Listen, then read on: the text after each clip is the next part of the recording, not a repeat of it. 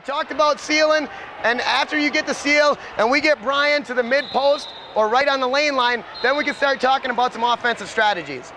Before I get into that, one thing that we see a lot is if the screen is not at the mid post spot, then it's hard to break down the defense because you're limiting your options. Brian, bring your screen to the low post, please.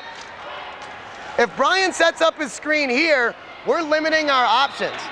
Brian or myself as the shooter behind the screen don't have the option to roll in baseline because we don't have enough room. You guys understand that? Everybody understand that? If Brian's screen is at the elbow, we're limiting our option because we have an offensive player at the free throw line, which means a defensive player at the free throw line, so we can't roll high. We don't have any room. So we want to make sure Brian's screen is at the mid post. Go ahead, Brian. Thank you. Okay, and then we're going to go back into what Dave Kiley was talking about a little bit earlier, is your positioning behind the screen. This is really important because you got to put yourself in a position to be a threat. And where we consider you a position to be a threat is if you're in a good line between Brian, the basket, and myself should be in a straight line. So the right spot if I'm setting up my screen, is going to be right about here. Okay, and we'll talk about spacing in a second. But if I line up down here, a matter of difference of 2 or 3 feet, okay, and I go to shoot, Steve can get out here, and we never had a pick and roll. We never gained any advantage. Does everybody see that? Okay, same thing if I'm high. If I try to take the shot here, Becca's gonna be able to get a hand on my shot. And I've only moved 2 feet. So you talk about wheelchair basketball being a game of inches, and that's exactly what it is a game of inches.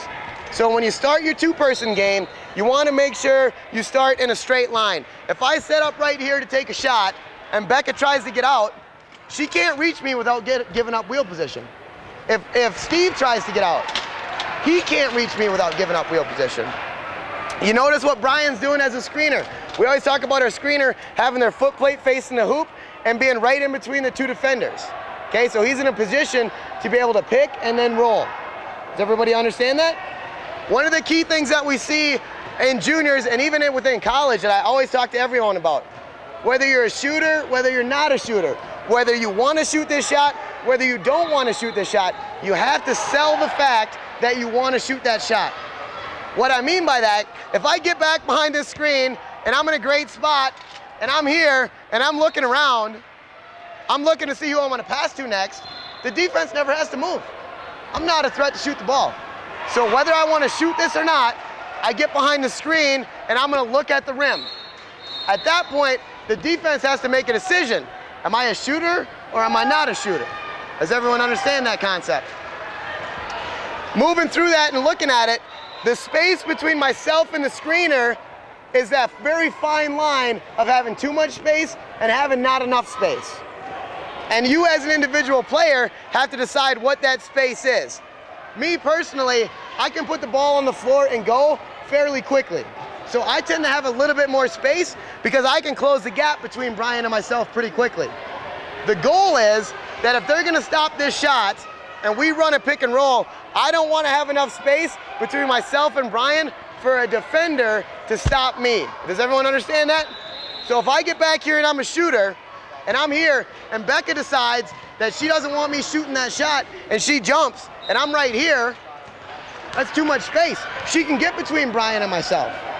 Does everyone see that? So you gotta be ready that you get back here and you sell yourself as a shooter.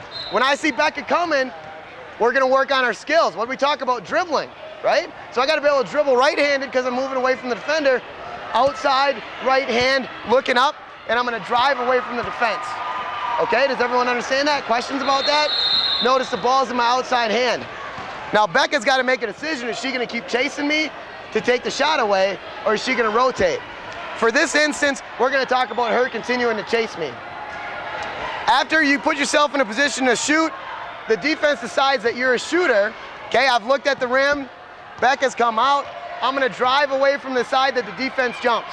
So I'm going to put the ball down with my outside hand. I'm going to take a push this way.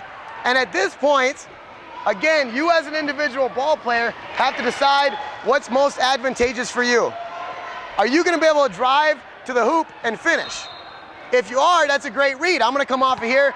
I'm going to drive hard this way, and look to either scoop or finish. And that's one of your options. And the thing you gotta look at are the defenders. Steve's a pretty big defender. So if it's me, what I'm gonna do is I'm gonna drive away from Becca, okay? And I'm almost gonna come a little bit flat. At this point, I'm gonna square up to be a shooter right here, and I'm gonna put the defense in a position to make a choice. Do they wanna take the shot away from me, or do they wanna take the shot away from Brian? Does everyone understand that? We're gonna run through that both ways.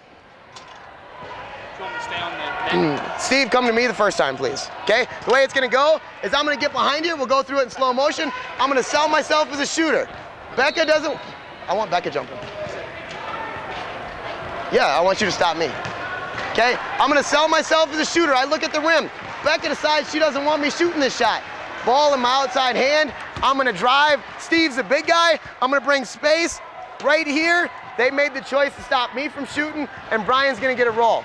At this point, what did we work on earlier in terms of passing? Hook passing. If I come here and I say, hey Brian, here's the ball, it doesn't work. Outside hand, eyes on the target.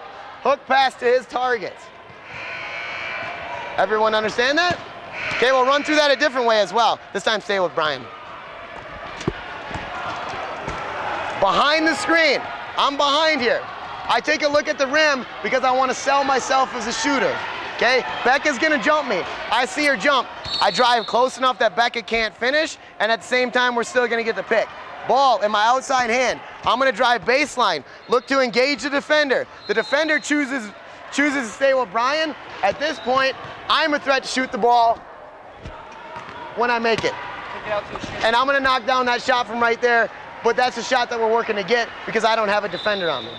Okay, we're gonna run through that one more. We're gonna run through that a different way as well. So this time, the defender doesn't always jump from the high side. So you gotta be prepared. I'm gonna be behind the screen. I'm gonna sell myself as a shooter. Again, Steve wants to take the shot away from me this time, so Steve jumps from the low spot, which sometimes defenses will do. You saw me drive right, and I use my right hand. When I drive left, what hand should I use? My left. And when I drive left, I wanna keep my head up so I know what's happening. I drive here, tight enough that Steve can't guard both of us. Becca makes a decision. She's gonna stay with Brian. At that point, I'm gonna continue my drive through the paint and then finish that shot with the defender behind me. Any questions so far? Okay, now we talked about some shooting drills to make yourself a threat behind the screen. The scenarios that we just went through are scenarios as if that defender is gonna take that shot away from you. There's gonna be scenarios where they don't take that shot away from you, and you know, we have some handouts that we put, and in that last little paragraph, I talked about you have to decide about you as a player and you as a coach what your philosophy is. And I can tell you, me personally, I want to take shots that the defense gives us. I train my players to knock down this shot. If teams aren't going to come out and take a 10-foot shot away from us, I want my players to shoot. Whether they make it, don't make it, whatever percentage they shoot, I want the defense to know that I am willing to take this shot all day long. All day long, my players got the green light to take that shot. And that's you as a player and you as a coach have to decide what players you want to put in that position. Okay? So that comes down to coaching philosophy. And then as you go, you know, from this two-person game develops a lot more strategy. But to be quite honest, on the U.S. national team, men's and women's, I mean, I got Dave Kiley, the head coach of the women's coach, and he'll agree with me, your offense starts right here. It's going to start with a two-person game, and then you talk about where the defense rotates and where you swing the ball.